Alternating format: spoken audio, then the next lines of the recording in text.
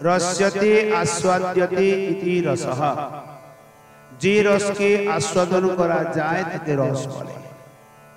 साधारणत आस्वाद्य वस्तु मात्रकेই रस বলিলেও যে বস্তুতে আস্বাদন চমৎকারী তার পরাকাষ্ঠা তাহাতেই রসের রস শব্দের পর্যবসান করে। অর্থাৎ যেটিকে জিহ্বাতে নিয়ে আস্বাদন করা যায় তাকে রস বলা যায়, কিন্তু যেটি আস্বাদনে অতি মধুর হয়, অত্যন্ত আনন্দ হয়, তাকেই রস বলে।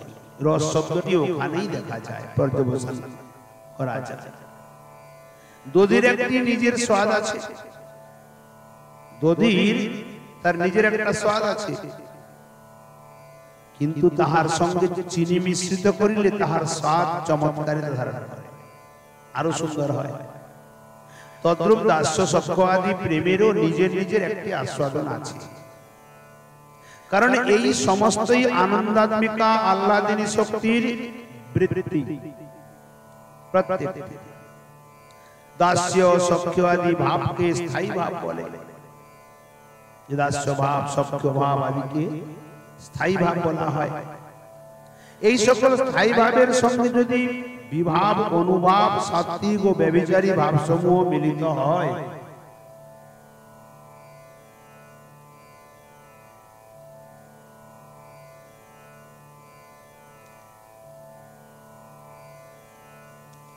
তাহলে অনির্বচনীয় আস্বাদন চমৎকারিতার উদ্ভব হয়। যদি এই ভাবের সঙ্গে বিভাব, অনুভাব, সাত্ত্বিক, ব্যভিচারী এগুলি জুটে যায়, মিলে যায়, তখন আস্বাদন আরো চমৎকার হয়ে ওঠে। এই প্রত্যেকটি একটি একটি করে ব্যাখ্যা আগে দিয়ে দেবেন যে বিভাব কি, অনুভাব কি, সাত্ত্বিক কি, ব্যভিচারী কি, প্রত্যেকটি আগে। তখনই দাস্যাদি কৃষ্ণ ভক্তি রস রূপে পরিণত হয়। প্রেমাদিক স্থায়ী ভাব সমগ্র সামগ্রী মিলনে কৃষ্ণ ভক্তি রসরূপে পায় পরিণাম।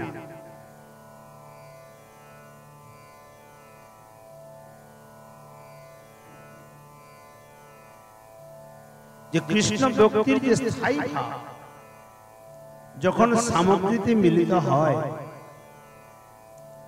তখন সেই বস্তু আরো আস্বাদন অধিক আদিক রূপে সংগঠিত হয়ে যায়।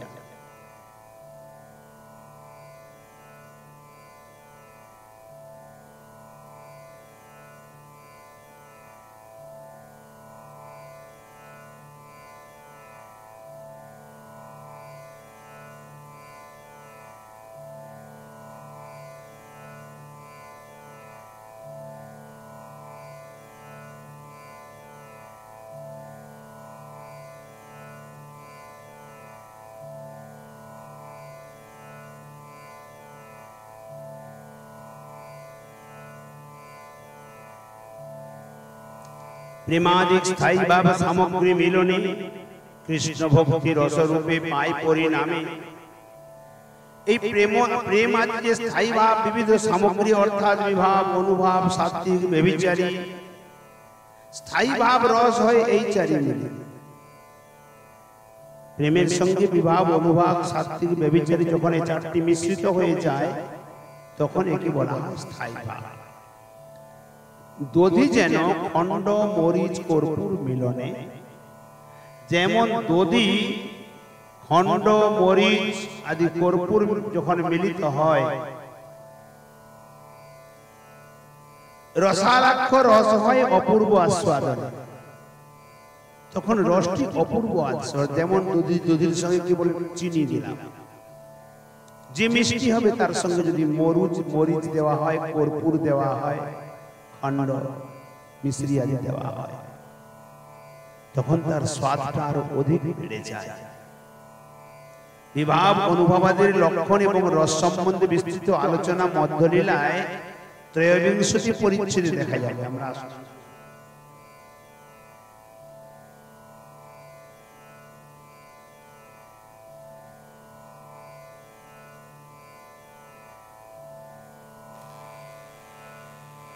শ্রীরাধে ভেতরের কর্ড লাইনটা নিয়ে এসে ভেতরের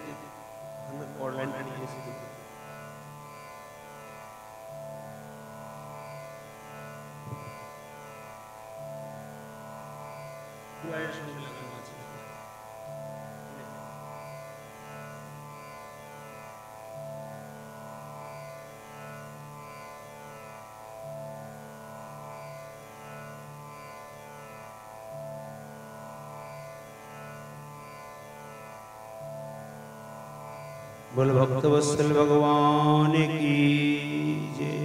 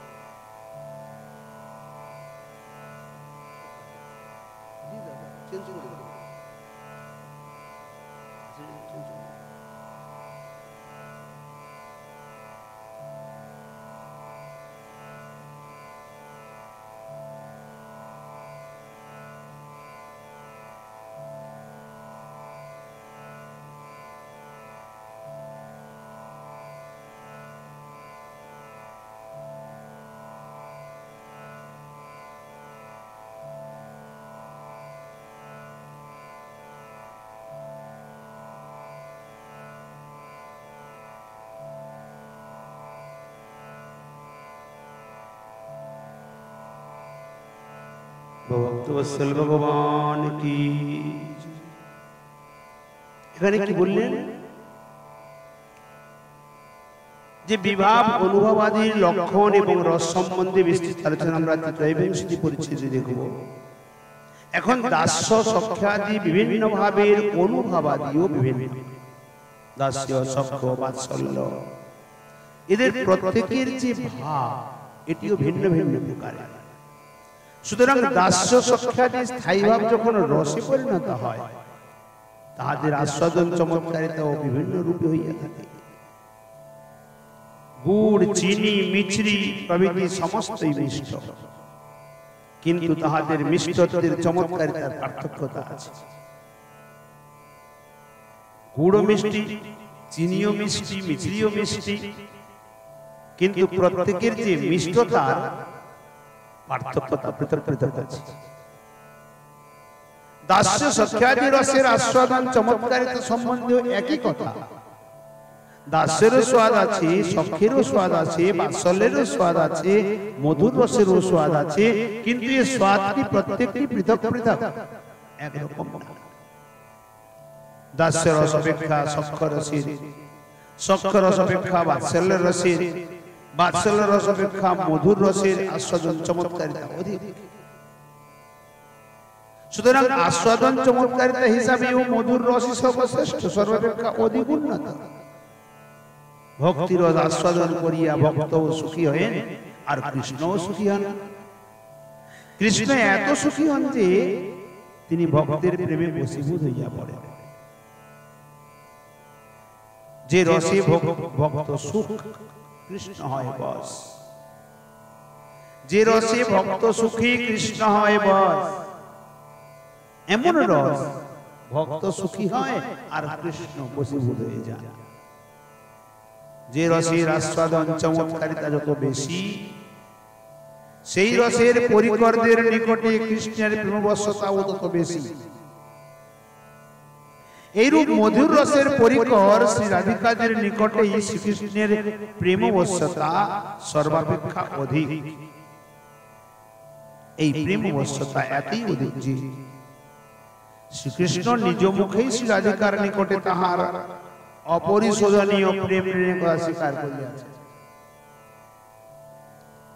যেখানে গোপীগীতে বলছেন নপারয়্যম নিরবদ্ধ সংযুজাম সসাধু কৃত্যম বিবুধাজুষা পিব যা মা ভজন দুর্জরগে শৃঙ্খলা।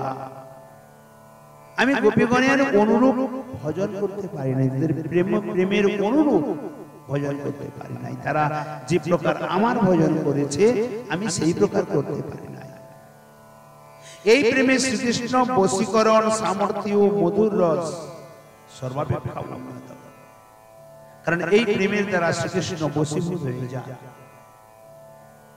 পরিকর বর্গের প্রেম রস নির্যাস আস্বাদন করিয়া শ্রীকৃষ্ণ যে পরিমাণ আনন্দ অনুভব করেন, তাহা অপেক্ষা শ্রীকৃষ্ণকে প্রেম আস্বাদন করাইয়া ব্রজ সুন্দরীগণ যে আনন্দ অনুভব করেন তাহার পরিমাণ অনেক বেশি। আমাদের সাধারণ একটি কথায় দেখা যায়, কেউ খেয়ে সুখী হয়, কেউ খাইয়ে সুখী হয়। যে খেয়ে সুখী হয় তার যত সুখ হয়, আর যে খাওয়ায় তার সুখ তার থেকে আরো বহু গুণে অধিক হয়। সে নিজে খায় না, কিন্তু অন্যকে খাওয়ায়, তাতে যে সুখ পায়। যে ব্যক্তি খেয়ে সুখী হয় তার ক্ষণিক পরে ওই সুখ চলে যায়, উদরে পুনরায় ক্ষুধা আসে, ওই সুখটা সমাপ্ত হয়ে যায়, মুখের স্বাদ চলে যায়, সুখটা সমাপ্ত হয়ে যায়। কিন্তু যে ব্যক্তি ভোজন করিয়ে সুখী হয় তার ওই সুখ যায় না, তার চিরদিন স্মরণে থাকে। আমি বাবা ভোজন করিয়েছিলাম, বড় আনন্দ পেয়েছিলাম, ওটা তার চিরদিন মনে থাকে। আর যে খেয়ে সুখী হয়, উদর খালি, তার সুখ খালি, ওর থাকে না। এখানে বলছেন শ্রীকৃষ্ণকে আনন্দ যখন গোপীগণ আনন্দ প্রদান করেন, সুখ প্রদান করেন, কৃষ্ণ যে সুখী হয়, গোপীগণ গোবিন্দকে সুখ দান করে তার থেকে অধিক রূপে আরো অধিক সুখ অনুভব করেন, অনেক বেশি অনুভব করেন। শ্রীকৃষ্ণ নিজেই বলেছেন, অন্যান্য সঙ্গমে আমি যত সুখ পাই তা হইতে রাধা সুখ শত অধিক হয়। অন্যান্য সহ মিলনে যে সুখ আমি অনুভব করি তার থেকে রাধা সহ মিলনে শতগুণ অধিক সুখ অনুভব করি। শ্রীকৃষ্ণকে প্রেম আস্বাদন করাইয়া শ্রী রাধা যে সুখ পান, তাহা আস্বাদন করাইবার নিমিত্ত শ্রীকৃষ্ণ অত্যন্ত উৎকণ্ঠিত। এখানে বড় বিচিত্র বস্তু, রাধারানী শ্রীকৃষ্ণকে সুখ আস্বাদন করা। গোবিন্দ বলছেন, অন্যান্য সঙ্গে আমি যে সুখ পাই তার থেকে রাধা সহ মিলনে শতগুণ অধিক সুখ পাই। কিন্তু রাধারানী কৃষ্ণ সহ মিলনে তার থেকে আরো অধিক গুণে সুখ বেশি পান। যে কারণে শ্রীকৃষ্ণ রাধারানীকে সুখ দেওয়ার জন্য সর্বদা লালায়িত। এখানে বলছেন, আমা হইতে রাধা পায় যে জাতীয় সুখ, তাহা আস্বাদিতে আমি সদাই উন্মুখ। আমার থেকে রাধারানী যে সুখ পায় যে জাতীয়, ওটি আস্বাদন করার জন্য আমার বড় ইচ্ছা হয়। নানা যত্ন করি, আমি নারী আস্বাদিতে বহু যত্ন করিও ওই সুখটা আমি আস্বাদন করতে পারি না। সে সুখ মাধুর্য ঘ্রাণের লোভ বাড়েছে। ওই সুখের মাধুর্য যখন আমার নাসার অন্তে আঘ্রাণ লাগে, তখন বড় লোভ হয়। দাস্য সখ্যাদি ভাবের পরিকর্গণের যে আনন্দ, তা আস্বাদনের নিমিত্ত শ্রীকৃষ্ণের লালসা জন্মে না। দাস্য সখ্য বাৎসল্যে যে আনন্দ, তাতে আমার গোবিন্দের লালসা জন্মে না। কিন্তু মধুর ভাবের পরিকর শ্রী রাধার সুখ আস্বাদনের নিমিত্ত তিনি লালায়িত থাকেন সর্বদা। ইয়া হইতে মধুর রসের অপূর্বতা সূচিত হয়। এখানেও দেখা যায় দাস্য সখ্য বাৎসল্য আদি অপেক্ষা মধুর রস শ্রেষ্ঠতম। এতাল সমুজ্জ্বল মধুর রসময়ী যে ভক্তি সম্পত্তি, কলিহত জীবকে দান করিবার নিমিত্ত শ্রীকৃষ্ণ চৈতন্য অবতীর্ণ হইয়াছে।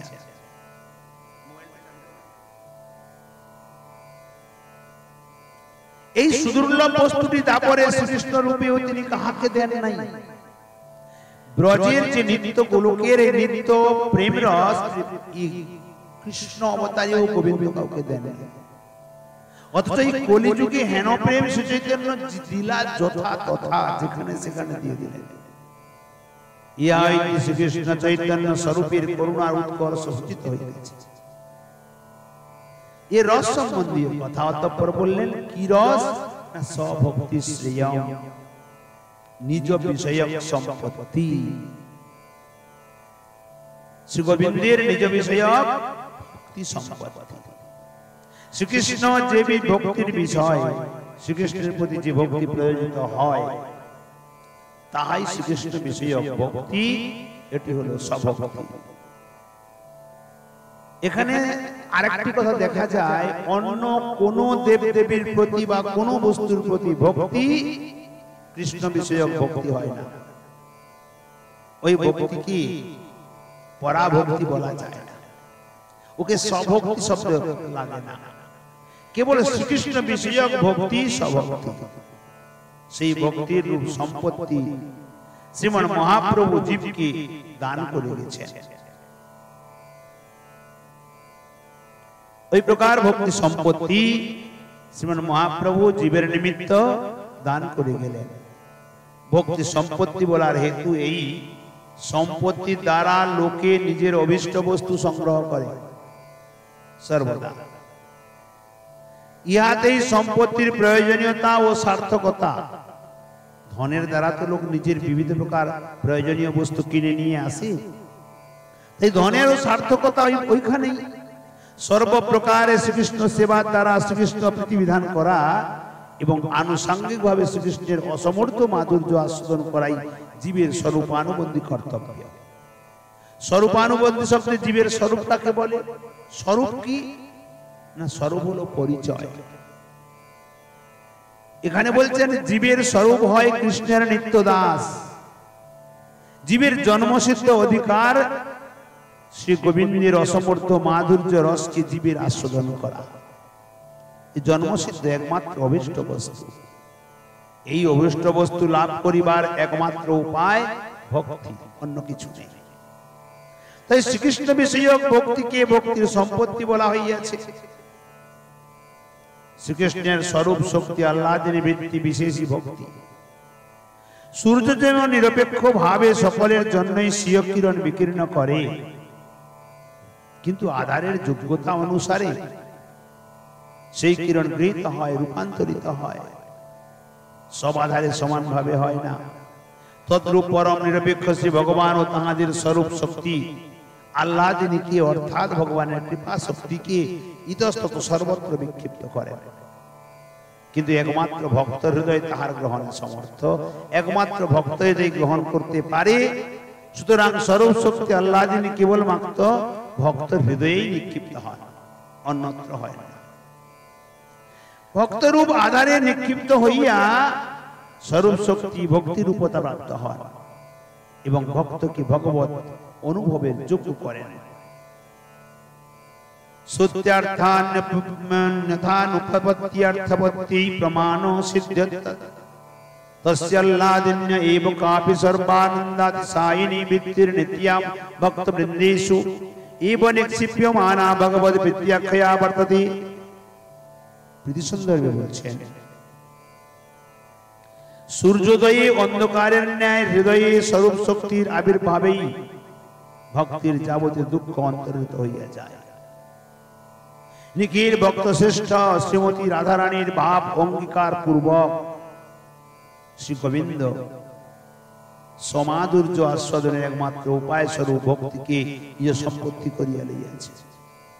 রাধারানীর ভাবকে যখন আস্বাদন করতে পারলেন না গোবিন্দ, কইছেন রাধা প্রেমা, কইছেন মধুরিমা, কইছেন তিহ সুখী ভোর, এ তিনি বাঞ্ছিত ধন ব্রজে নহিল পুরাণ, কি করিব না পাইয়া ওর। এই আকাঙ্ক্ষা যখন চরমতম সীমা হলো, গোবিন্দ কি করলেন না নিজেকে ভক্ত রূপে নিয়ে এলেন। নিজেকে ভক্ত রূপে এনে রাধারানীর ভাবকে আস্বাদন করার নিমিত্ত ভক্তির চরমতম সীমাকে তিনি আশ্রয় করলেন।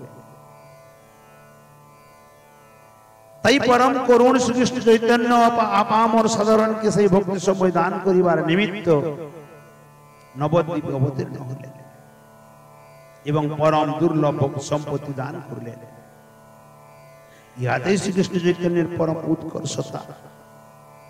শ্রীকৃষ্ণ চৈতন্যের করুণার উৎকর্ষ বুঝিতে হইলে এই উন্নত উজ্জ্বল রস ভক্তি সম্পত্তির দ্বারা জীবের কি সৌভাগ্যের সম্ভাবনা হইয়াছে তাহা জানা দরকার। চৈতন্যের যে করুণা, সেই করুণার যে উৎকর্ষ, একে যদি বুঝতে হয় তো উন্নত উজ্জ্বল রস যে শ্রী গৌরসুন্দরের ভক্তি সম্পত্তি, এর দ্বারা জীবের যে পরম সৌভাগ্য উৎপন্ন হয়েছে একে জানা বিশেষ দরকার। জীব স্বরূপত কৃষ্ণ দাস।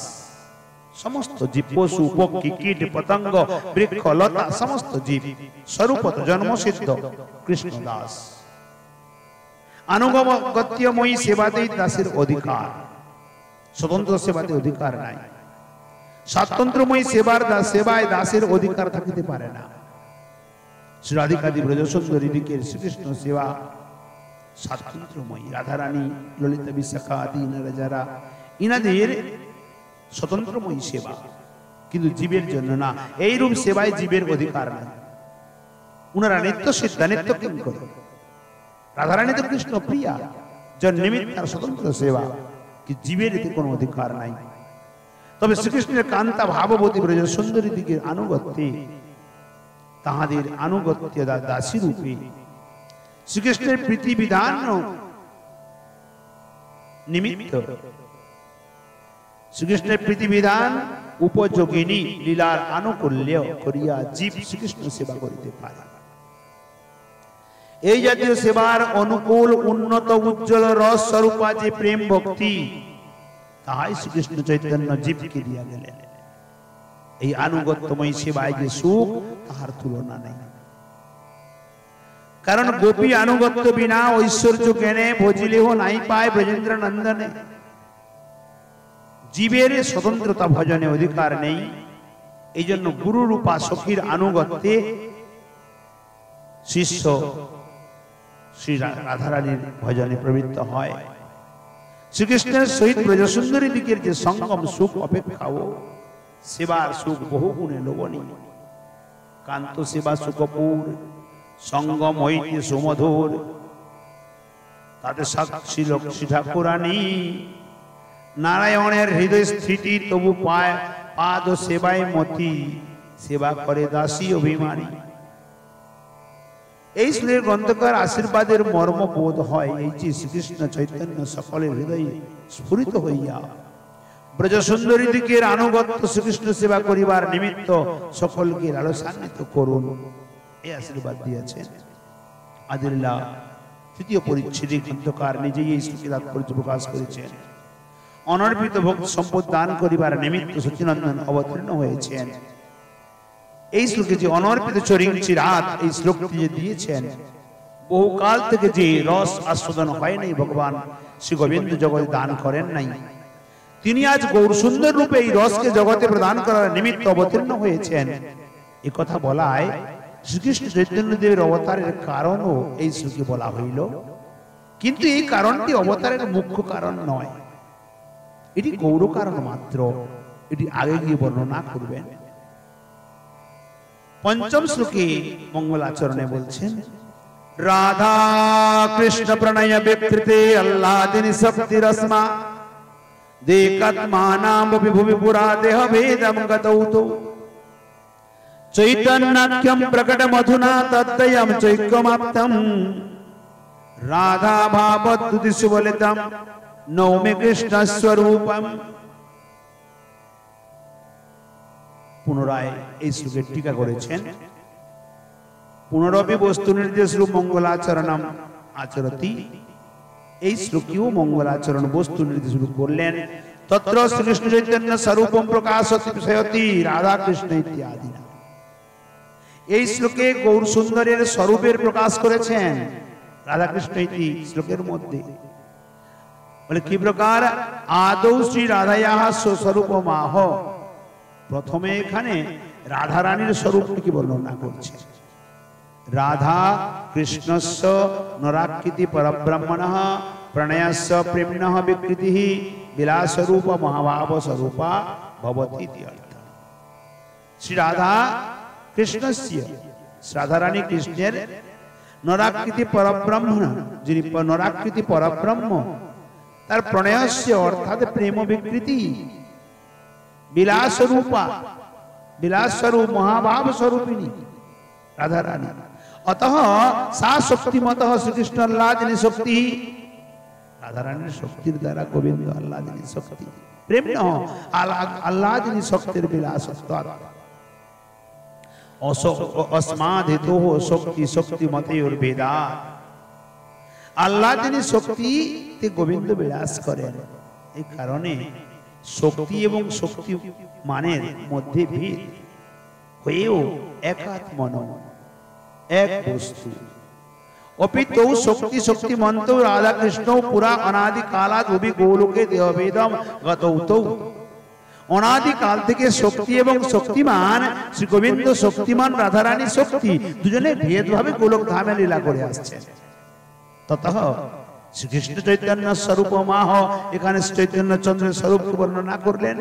অধুনা তদ্বয়ম ইত্যাদি না, অধুনা ইদানিম কলিযুগে তদ্বয়ম, শ্রী রাধাকৃষ্ণ দ্বয়ম, ওনারা দুজনে ঐক্যম আপ্তম প্রাপ্তম, দুজনে একাত্মকতা প্রাপ্ত হয়েছেন। বল গৌর সুন্দর কি, দুজনে একাত্মকতা প্রাপ্ত হয়েছে। গো শব্দে গোবিন্দ, রা শব্দে রাধারানী, মিলিত তনু। ওই লাইটটা জ্বালাই দাও। দুজনে মিলিত তনু। অতএব অধুনা ইদানিং কলিযুগে তদ্বয়ম রাধাকৃষ্ণ দ্বয়ম, এই কলিযুগে রাধাকৃষ্ণ দুজন।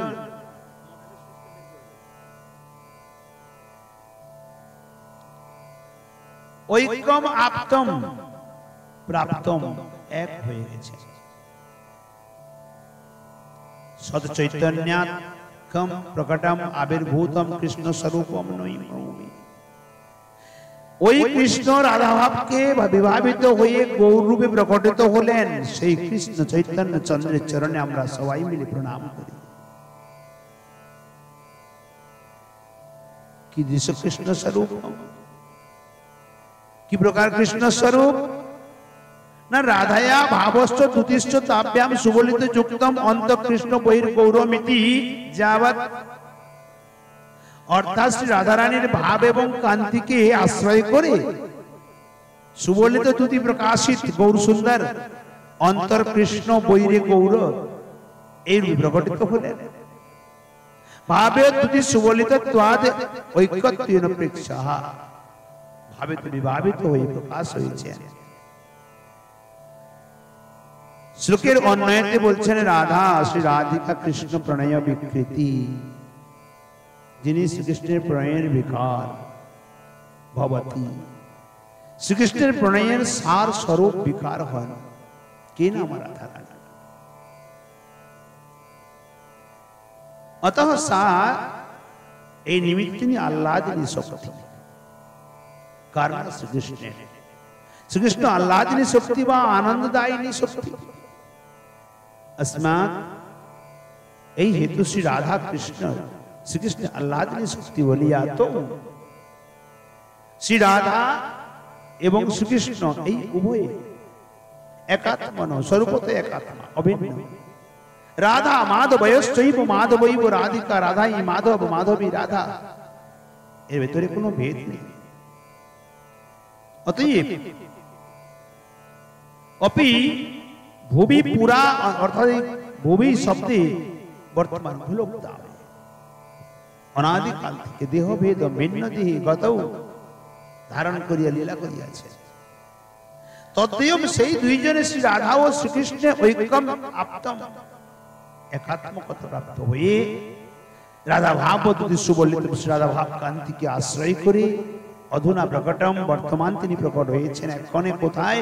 চৈতন্যাক্ষম, শ্রীকৃষ্ণ চৈতন্য নামক কৃষ্ণ স্বরূপম, শ্রীকৃষ্ণ স্বরূপকে আমরা সবাই মিলে প্রণাম নমস্কার। অনুবাদে বলছেন শ্রী রাধিকা শ্রীকৃষ্ণের প্রণয়ের বিকার স্বরূপা, কৃষ্ণ প্রেমের গাঢ়তম অবস্থা মহাভাব স্বরূপা। সুতরাং শ্রী রাধা শ্রীকৃষ্ণের আহ্লাদিনী শক্তি। এই জন্য শক্তি ও শক্তিমানের অভেদ বশত তাহারা শ্রী রাধা ও শ্রীকৃষ্ণ একাত্মা, কিন্তু একাত্মা হইয়াও তাহারা অনাদিকাল হইতেই গোলকে পৃথক দেহ ধারণ করিয়াছে। কারণ লীলারসকে আস্বাদন করার নিমিত্ত শ্রী গোবিন্দ নিজের আনন্দাংশে আহ্লাদিনী শক্তি থেকে রাধারানীকে প্রকট করে এক বস্তু হয়েও পৃথক রূপে লীলা করছেন। এই জন্য গোপাল সহস্র নামে স্তোত্রতে বললেন তসমাৎ জ্যোতি রঘু দেধা রাধা মাধব রূপকম, একই জ্যোতি দুই ভাগ হয়ে রাধা এবং মাধব রূপে লীলা করছে। অতঃ রাধা মাধবৈশ্চৈব মাধবৈব রাধিকা, রাধাই মাধব মাধবী রাধা, এতে কোনো ভেদ নেই। সেই রাধা এবং সেই মাধব এক্ষণে কলিযুগে দুই দেহ একত্ব প্রাপ্ত হয়ে শ্রীকৃষ্ণ চৈতন্য নামে প্রকট হয়েছে। এই রাধ ভাব কান্তি যুক্ত কৃষ্ণ স্বরূপ শ্রী চৈতন্যকে আমরা নমস্কার করি, প্রণাম করি।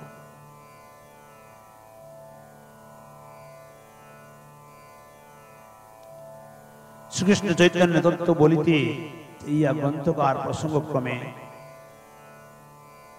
রাধা দত্ত বর্ণন করলেন। স্বয়ং ভগবান শ্রীকৃষ্ণের অনন্ত শক্তির মধ্যে আনন্দদায়িকা শক্তির নাম আহ্লাদিনী শক্তি। কি বললেন? স্বয়ং ভগবান শ্রীকৃষ্ণের অনন্ত শক্তির মধ্যে আনন্দদায়িকা যে শক্তি, তার নাম আহ্লাদিনী শক্তি। এই আহ্লাদিনী শক্তির ঘনীভূত বিলাসের নামই প্রেম। আবার প্রেমের ঘনীভূততম অবস্থা প্রেমকে বলা হয় মহাভাব। এই মহাভাবই শ্রী রাধিকার স্বরূপ। মহাভাব কৃষ্ণ প্রেমের ঘনীভূত অবস্থা বলিয়া মহাভাবকে কৃষ্ণের প্রণয় বা প্রেম বিকার বলা হয়। দুগ্ধের ঘনীভূত অবস্থা ক্ষীর, ক্ষীর দুগ্ধের যে রূপ বিকার, মহাভাব প্রণয়ের সেই রূপ বিকার। শ্রী রাধা মহাভাব স্বরূপিণী বলিয়া তাই কৃষ্ণ প্রণয় বিকৃতি বলা হইয়াছে। যেমন দুগ্ধের বিকার হলো ক্ষীর, ঘনীভূত হয়ে ফুটতে ফুটতে ক্ষীর হয়ে যায়, সেই প্রকার রাধারানী ও শ্রীকৃষ্ণের প্রেমের গাঢ় ঘনীভূত মহাভাব স্বরূপ। তাই স্বরূপ রাধা ও আহ্লাদিনী শক্তি। আবার কৃষ্ণ প্রেম আহ্লাদিনী শক্তির বিলাস বলিয়া প্রেম সার ও মহাভাব স্বরূপতে আহ্লাদিনী। এ একবার শুনলে মাথায় ঢুকবে না, একে বেশ কয়েকবার শুনতে হবে, অনুভব করতে হবে, তবে গিয়ে সম্ভব। ধীরে ধীরে গুরু কৃপা সাধু কৃপাতে সম্ভব হয়। এ বড় কঠিন লাগছে। মহাভাব কি অনুভবে আসবে না, স্থায়ী ভাব কি অনুভবে আসবে না, আহ্লাদিনী শক্তি কি অনুভবে আসবে না। সুতরাং মহাভাব স্বরূপ শ্রী রাধারানী আহ্লাদিনী শক্তি। বাস্তবিক আহ্লাদিনী শক্তির চরম পরিণতি মহাভাবী শ্রী রাধার স্বরূপ। আহ্লাদিনী শক্তির চরম পরিণতি মহাভাব শ্রী রাধারানীর স্বরূপ বলিয়া শ্রী রাধাকে আহ্লাদিনী শক্তির অধিষ্ঠাত্রী দেবী বলা যায়। শক্তি ও শক্তিমানের অভেদ বশত শ্রী রাধা ও শ্রীকৃষ্ণে ভেদ নেই।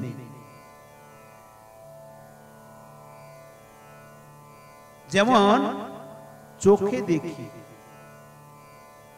চোখ একটি বস্তু, দেখা কিন্তু আরেকটি বস্তু, দুটা কিন্তু এক নয়।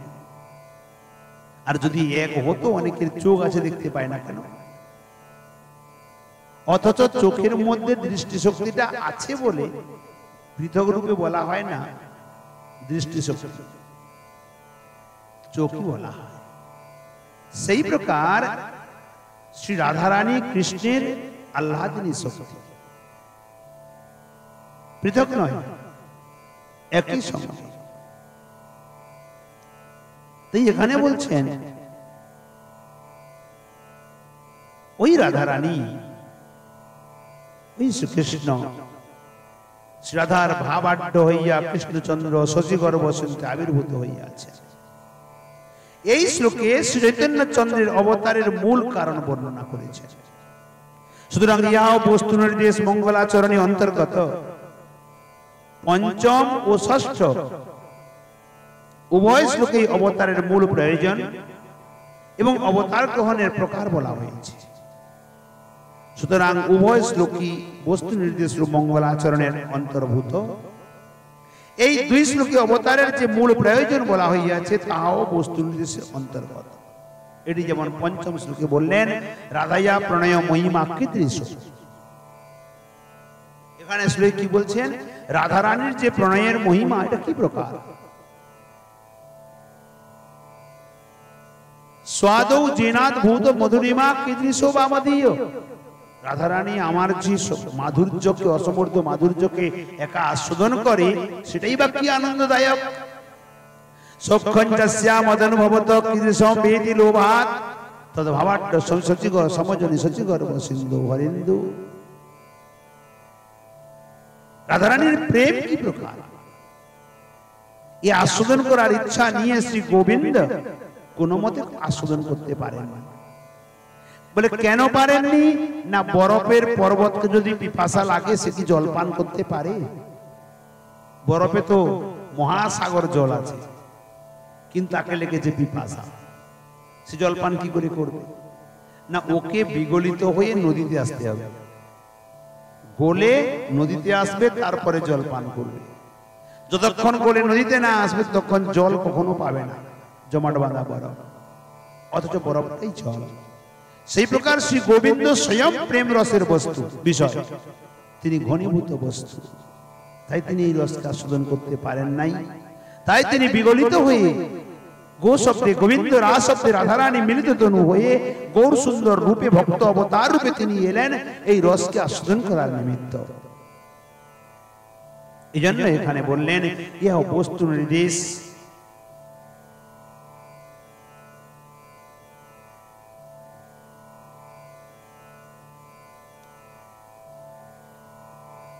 পঞ্চম এবং পঞ্চম শ্লোকার পঞ্চম শ্লোকে আমরা আস্বাদন করেছি। এরপর এখানে বললেন ষষ্ঠ শ্লোকে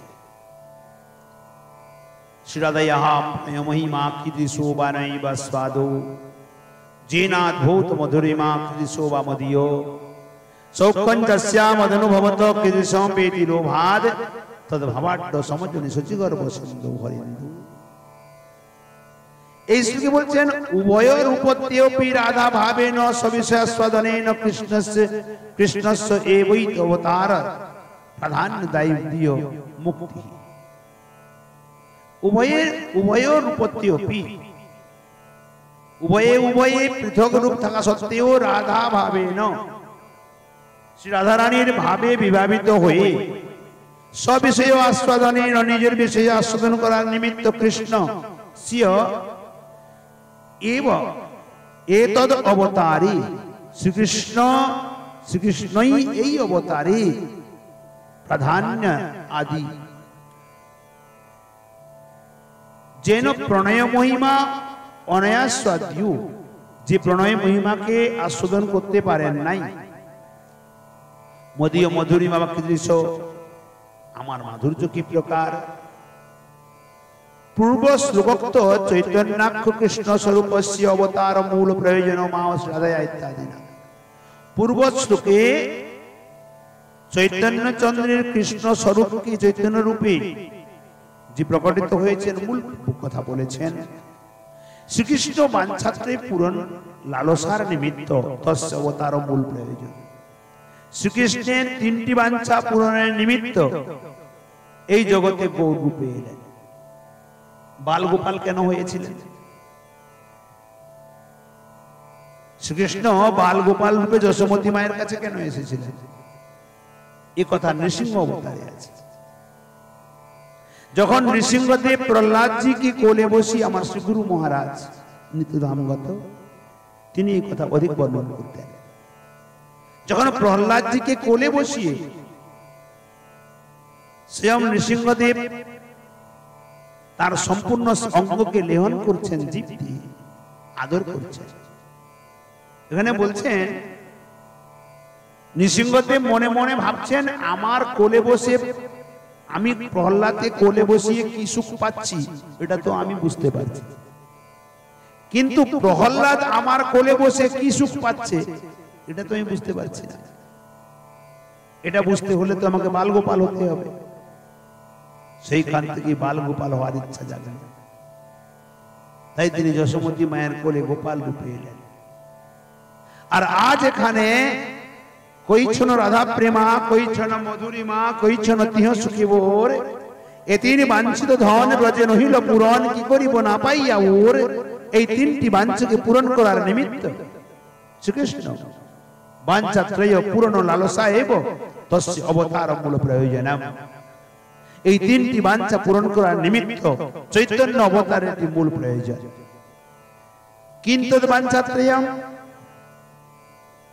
তিনটি বাঞ্ছা কি কি প্রথমম শ্রী রাধায়া প্রণয়স্য প্রেমনো মহিমা মাহাত্ম্যম কীদৃশ রাধা রানীর যে প্রণয়ের প্রেমের মহিমা এটি কি প্রকার দ্বিতীয়ম যেন প্রেমনা অস্মাদ অজ্ঞতা মহিমনা তেন প্রেমনা ইতি অর্থ মদীয় অর্থাৎ মম যহ অদ্ভুত মধুরিমা অত্যাশ্চর্য মাধুর্যাতিশয় আমার যে অদ্ভুত অসমর্থ অত্যাশ্চর্যময় মধুরিমা মাধুর্যের অতিশয় মাধুর্য অনয়া শ্রী রাধায়া এব নান্য কেনাপি অন্য কেউ সাথে নাই রাধারানী একা তাদ্রিক প্রেম ভাবাত আস্বাদ্য আস্বাদ্যইতুম শক্য রাধারানী একাই আস্বাদন করে যে প্রকার সুখ পায় আমি তো ওটা আস্বাদন করতে পারলাম না আমার তো হলো না সমধুরিমা বাবা বা মম কীদৃশ আমার এই মাধুর্যতা কি প্রকার কদাচিৎ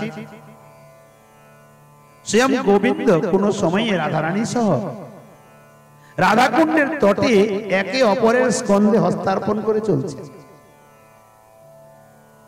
অর্থাৎ রাধারানীর স্কন্ধে হাত দিয়েছেন গোবিন্দ গোবিন্দের স্কন্ধে রাধারানী হাত দিয়েছে চলছে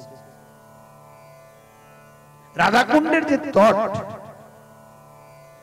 তটের যে রাস্তাটি স্ফটিক পাথর দিয়ে নির্মিত রাধাকুণ্ডের চতুর্দিকে মণিমাণিক্যময় তোরণ স্বর্ণকান্ত মণি নীলকান্ত মণি চন্দ্রকান্ত মণি চতুর্দিকে বৈদুর্যমণি কদম্ব বৃক্ষে পরিপূরিত এই বৃক্ষমূলে সুন্দর চবুতরা দুদিকে বৃক্ষ এই চবুতরা থেকে দুটি দুটি লতা উঠে গেছে মল্লিকা মালতী জাতি জুতি আদি ও কদম্ব বৃক্ষের উপরে উঠে নিচের দিকে ঝুঁকে আছে পুষ্প দ্বারা আন্দোলিত করছে পুষ্প বর্ষা করছে নিচে পুষ্পে পুষ্পে পূর্ণ করে দিয়েছে ভ্রমরগণ গুঞ্জন করছে কোকিল কুহু কুহু তানে ডাকতে আছে ময়ূর পেখম ধরে নৃত্য করছে মৃদু মৃদু পুষ্পের মধুধারা রাধা গোবিন্দের উপরে বর্ষিত হচ্ছে এমতো অবস্থায় রাধারানীর স্কন্ধে হাত দিয়ে গোবিন্দ চলছে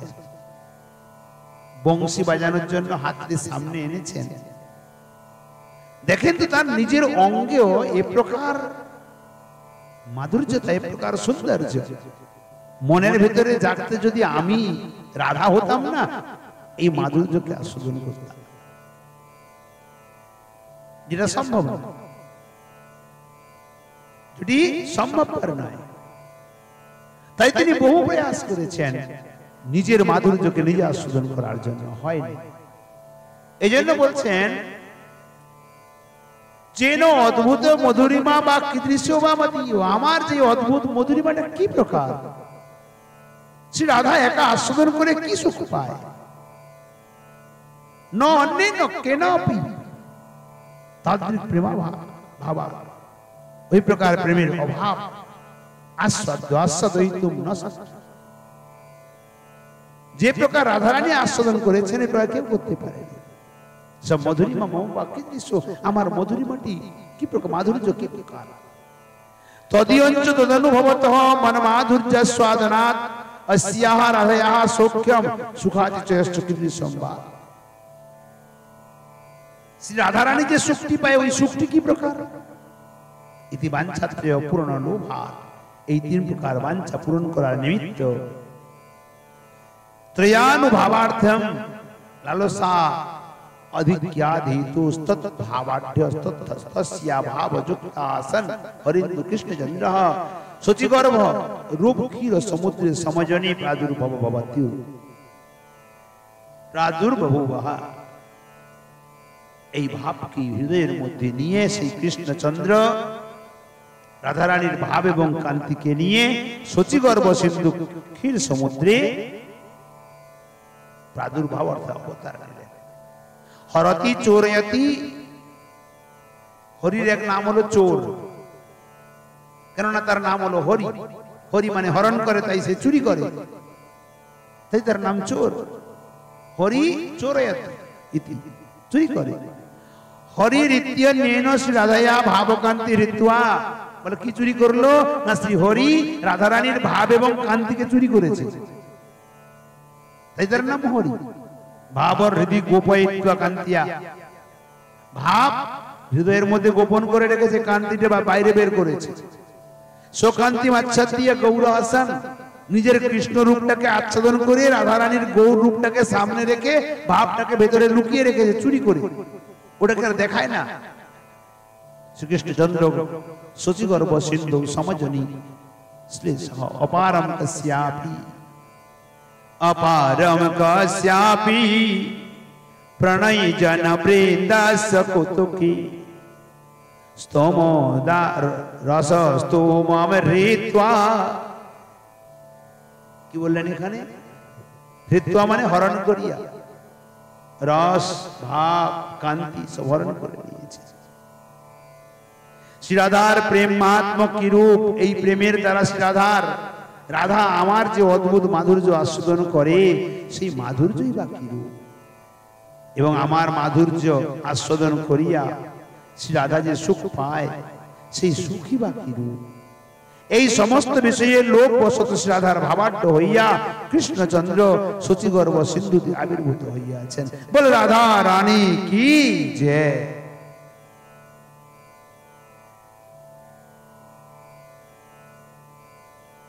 অতঃপর সপ্তম শ্লোক, সংকর্ষণ কারণতেয়সাই গর্ভদোষাই চপয়ব্দিশাই শেষষ্ঠদস্যাংশ কলহ সনিত্যানন্দাক্ষরামঃ শরণম মমাস্তু।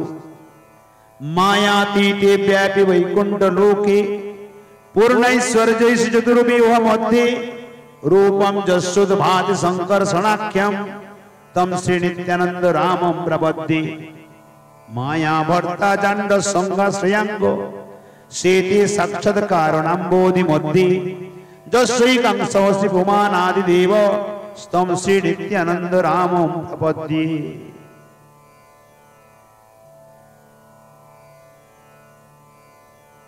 কি বললেন এখানে? সংকর্ষণ পরব্যমনাথস্য দ্বিতীয় বুহ। সংকর্ষণ দেবকে পরব্যমে যিনি নাথ, দ্বিতীয় বিহ কারণতেও সেই মহাবিষ্ণু গর্ভত সেই ব্রহ্মাণ্ড অন্তর্যামী ইতি। এ বহুত বড় জটিল কথা। ভগবান যখন এই সংসারকে সৃষ্টি প্রারম্ভ করলেন, রাধে জল দিয়ে আসছে, যখন সৃষ্টি প্রারম্ভ করলেন শ্রী গোবিন্দ, তিনি নিজের থেকে মূল সংকর্ষণ বলরামকে সৃষ্টি করলেন। মূল সংকর্ষণ বলরাম কৃষ্ণ ইচ্ছা পূর্তির নিমিত্ত অনন্ত বৈকুণ্ঠ নির্মাণ করলেন। বৈকুণ্ঠের মধ্যে এক অংশে বৈকুণ্ঠাধিপতি বিষ্ণু রূপে তিনি প্রকট হলেন। বৈকুণ্ঠের বাইরে এক বিশাল জলনিধি, যে কারণ সাগর বলা হয়, এই কারণ সাগরে বৈকুণ্ঠাধিপতি বিষ্ণু অনন্ত নাগের রূপে প্রকটিত হলেন, নিজের শরীরের দ্বারা শয্যা নির্মাণ করলেন। ওই শয্যাতে কারণার্ণবসায়ী বিষ্ণু ভূমা পুরুষ ভগবান শয়ন করলেন। ইনি প্রত্যেকটি ব্রহ্মাণ্ডের অন্তর্যামী, অনন্ত ব্রহ্মাণ্ডের অন্তর্যামী স্বরূপ। ইনি সৃষ্টি প্রারম্ভ করলেন। তাই এখানে বলছেন পরব্যমা নাথস্য দ্বিতীয় বিহ, কারণতেও সেই মহাবিষ্ণু গর্ভত গোসাই আর ব্রহ্মাণ্ড অন্তর্যামী ক্ষীরোদশায়ী। ব্যাপিনী সর্বব্যাপনশীলে বৈকুণ্ঠধাম্নে চতুর্বিহ মধ্যে বাসুদেব সংকর্ষণ প্রদ্যুম্নানি রুদ্ধা ইতি চতুর্বিহ মধ্যে ইতি চক্রবর্তী। সর্বব্যাপনশীল বৈকুণ্ঠ ধাম, চতুর্বিহ মধ্যে চারজন, বাসুদেব সংকর্ষণ, প্রদ্যুম্ন, অনিরুদ্ধ। এই চতুর্ভুজ মধ্যে ইনারা চারজন থাকে। অজান্ড সংঘস্য ব্রহ্মাণ্ড সমূহস্য আশ্রয়োদঙ্গ यस्य आदिवो देवानाम आदि कारणार्णवसायिति। যার অংশ থেকে অনন্ত অণ্ড সৃষ্টি হয়ে যায়, ইচ্ছা থেকে, অঙ্গ থেকেও বলেন। তাই তিনি আদিদেব, দেবতাগণেরও তিনি আদি, তিনি কারণার্ণবসায়ী বিষ্ণু, তিনি প্রথম পুরুষ অবতার।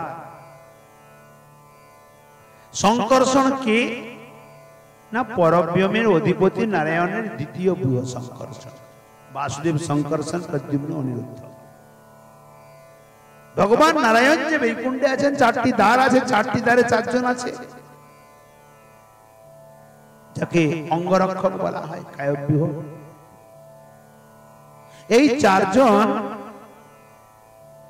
তার মধ্যে যিনি সংকর্ষণ দ্বিতীয় বৃহ, বাসুদেব প্রথম বৃহ, সংকর্ষণ দ্বিতীয় বৃহ, প্রদ্যুম্ন তৃতীয় বৃহ, আর অনিরুদ্ধ চতুর্থ বৃহ। কারণদোষাই প্রথম পুরুষ অবতার, কারণাব্দি সেই মহাবিষ্ণু। গর্ভদোষাই তিনি দ্বিতীয় পুরুষ অবতার, ব্রহ্মাণ্ডের অন্তর্যামী সহস্র শীর্ষা পুরুষ। যিনি পয়োদোষাই তৃতীয় পুরুষ অবতার, নিখিল দোষাই বিষ্ণু। শেষ না অনন্ত দেব, যস্য অংশ ইহারা সকলে, যাহার অংশ ও অংশাংশ। সেই নিত্যানন্দাক্ষ রাম, শ্রী নিত্যানন্দ নাম গুরু বলরাম মম শরণমস্তু। আমি তার চরণে শরণ গ্রহণ করি, তাকে প্রণাম করি। বল শঙ্কর্ষণ ভগবান কি জয়, নিত্যানন্দ ভগবান কি জয়। তদনন্তর বলছেন সংকর্ষণ, কারণাব্দি সেই নারায়ণ, গর্ভদোষ সেই নারায়ণ, ক্ষীরাব্দি সেই নারায়ণ, অনন্তদেব, ইহারা যাহার অংশ কলা, সেই নিত্যানন্দকে বলরামকে আমরা বন্দনা করি, তার শরণ গ্রহণ করি। অংশের অংশ, কলা কাকে বলে? কলা, বাজারের কলা। কলা অর্থে অংশের অংশ। এক গ্লাস জল, তাকে দুভাগ করলাম, অংশ হয়ে গেল। সেখান থেকে বহু ভাগ করে দিলাম, তখন কলা হয়ে গেল, তখন আর অংশ থাকলো না। সেই প্রকার এখানে বলছেন কলা শব্দে অংশের অংশ। এই শ্লোকে নিত্যানন্দ তত্ত্ব বলা হইয়াছে। পরবর্তী 4 শ্লোকে এই শ্লোকের বিশেষ বিবরণ দেওয়া হয়েছে। এই 5 শ্লোকে নিত্যানন্দ তত্ত্ব বিবৃত করেছেন। অষ্টম শ্লোকে বলছেন মায়াতীতি, মায়াতীত, পূর্ণ ঐশ্বর্য অর্থাৎ ষড়ৈশ্বর্য পূর্ণ, মায়া জগতের, মায়িক জগতের বাইরে মায়াতীতি, যিনি ষড়ৈশ্বর্য পূর্ণ, ব্যাপী বৈকুণ্ঠ লোকে, সর্বব্যাপক শ্রী বৈকুণ্ঠ লোকে। শ্রী চতুর্বিহ মধ্যে বাসুদেব, সংকর্ষণ, প্রদ্যুম্ন, অনিরুদ্ধ, এই 4টি বুহের মধ্যে যস্য যাহার সংকর্ষণাক্ষ নামক, যিনি সংকর্ষণ নাম রূপম স্বরূপ উদ্ভাসিত প্রকাশিত পাইতেছে। তম শ্রী নিত্যানন্দ রাম, সেই নিত্যানন্দাক্ষ বলরামকে আমি প্রণাম করি, আশ্রয় গ্রহণ করি, তার চরণে শরণাপন্ন হই। ষড়ৈশ্বর্যপূর্ণ ও সর্বব্যাপক মায়াতীত বৈকুণ্ঠ লোকে বাসুদেব, সংকর্ষক, প্রদ্যুম্ন, অনিরুদ্ধ, এই চতুর্বিহ মধ্যে সংকর্ষণ নামে যাহার একটি স্বরূপ প্রকাশ পাইতেছেন, আমি সেই নিত্যানন্দ নামক বলরামের শরণ গ্রহণ করি।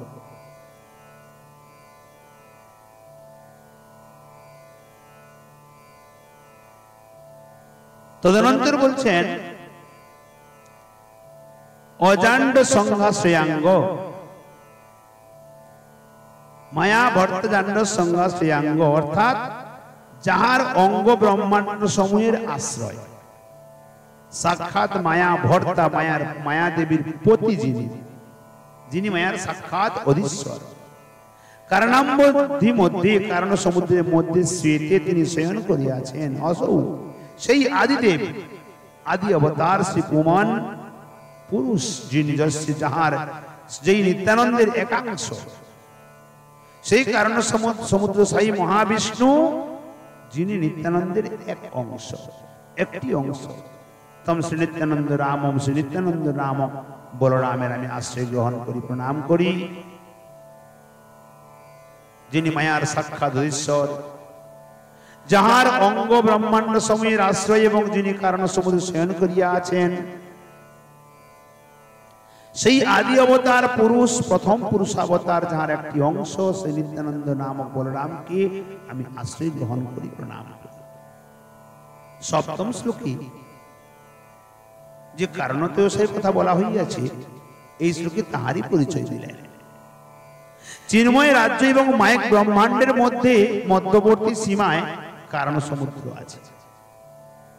এই চিন্ময় জলে পরিপূর্ণ এবং অনন্ত মহাপ্রলয়ের অন্তে প্রাকৃত ব্রহ্মাণ্ডের সৃষ্টি ওই প্রায় পরব্রহ্ম সংকর্ষণ নিজের এক অংশে কারণার্ণবে শয়ন করিয়া আছে। যখন মহাপ্রলয়ে সম্পূর্ণ ব্রহ্মাণ্ড সমাপ্ত হয়ে যাবে যাবে কোথায় না ওই কারণ সমুদ্রে চলে যাবে। আবার যখন সৃষ্টি করবেন কারণ সমুদ্রকে সৃষ্টি করবেন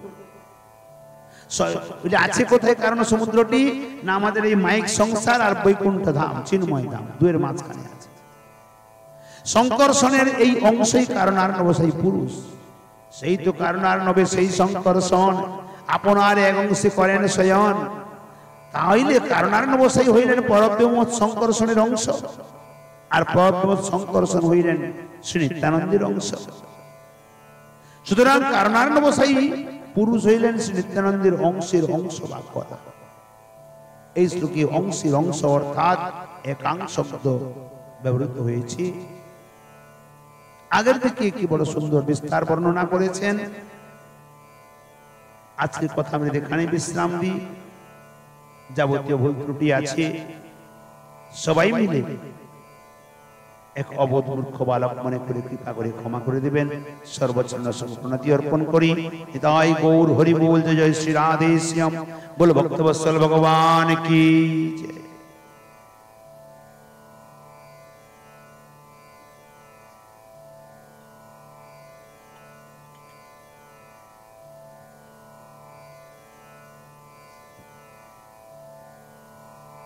জয় জয়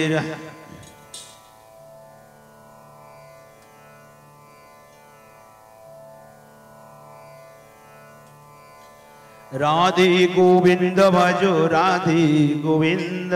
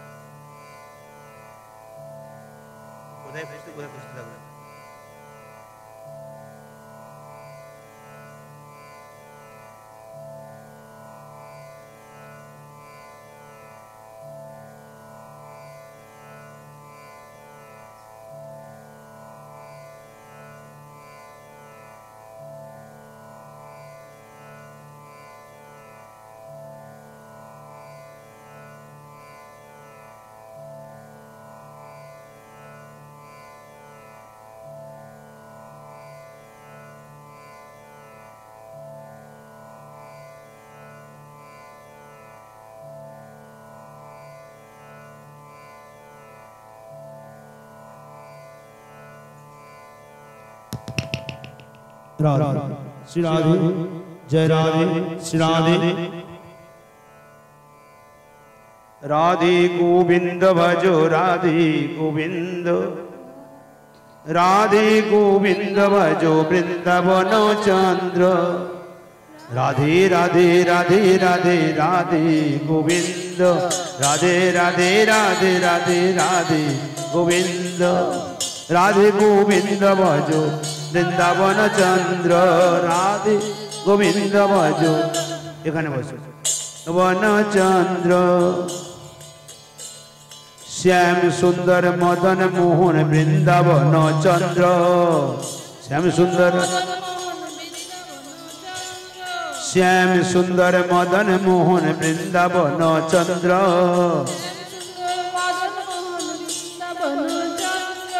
राधा रमण रास बिहारी श्री गोकुलानंद राधा रमण रास बिहारी श्री गोकुलानंद जय राधा कांत राधा विनोद श्री राधे गोविंद राधा कांत राधा विनोद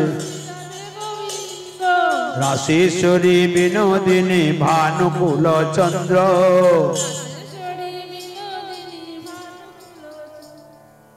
राशेश्वरी विनोदिनी भानुकुल चंद्र राशेश्वरी विनोदिनी भानुकुल ललिता विशाखायादि जत सखी वृंद ललिता विशाखायादि श्री रूप मंजरी आदि मंजरी अनंग श्री रूप मंजरी आदि पूर्णमासी कुंदलता जय वीरा वृंद पूर्णमासी তোমরা সবে মিলে কর দয়া আমি অতি মন্দ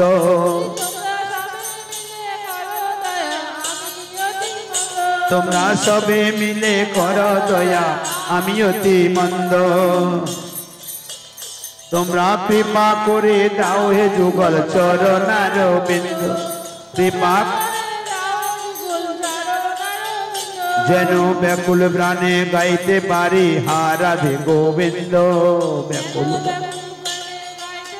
রাধে গোবিন্দ যেন ব্যাকুল প্রাণে গাইতে পারি রাধে গোবিন্দ ব্যাকুল প্রাণে রাধে গোবিন্দ ব্যাকুল প্রাণে গাইতে পারি রাধে গোবিন্দ রাধে গোবিন্দ ভজ রাধে গোবিন্দ राधे गोविंद भजो वृंदावन चंद्र राधे गोविंद भजो वृंदावन बोल भक्त वत्सल भगवान की श्री कृष्ण चैतन्य प्रभु नित्यानंद श्री अद्वैत गदाधर श्रीवास आदि गौर भक्त वृंद हरे कृष्ण कृष्ण कृष्ण हरे हरे हरे राम राम राम हरे हरे हरे कृष्ण कृष्ण कृष्ण हरे हरे हरे राम राम राम हरे हरे हरे कृष्ण कृष्ण कृष्ण हरे हरे हरे राम राम राम हरे हरे निताई गौर हरि बोल हरि बोल हरि बोल हरि बोल हरि बोल हरि बोल हरि बोल हरि बोल निताई गौर हरि बोल जय श्री राधे श्याम बोल भक्त वत्सल भगवान की बोल सद्गुरुदेव भगवान की सवार महाप्रभु की श्री चैतन्य ग्रंथ महाराज की कृष्णदास गोस्वामी पाद की हरिनाम संकीर्तन की श्री राधा माधव लाल की जय समुपस्थित भक्त मंडली की जय अपन अपन श्री गुरु महाराज की जय जय जय श्री राधे श्याम निदाई गौर हरि बोल बोल भक्त वत्सल